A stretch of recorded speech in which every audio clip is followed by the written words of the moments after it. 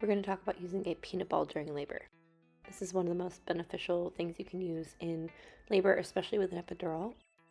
But it's important to remember to use it from side to side equally, about every 30 to 60 minutes. The first position is putting the peanut ball between your knees, like this video. Here you can see Nana is lying on her side. I'm going to put the peanut ball between her knees, and this opens up her pelvis, which if you have an epidural is really, really important because it helps to open up your pelvis and allow baby to drop down. And they will be moving you from side to side, from left to right, to help keep your body moving with an epidural. But adding the peanut ball in just really helps to accentuate that pelvic movement and help baby drop down.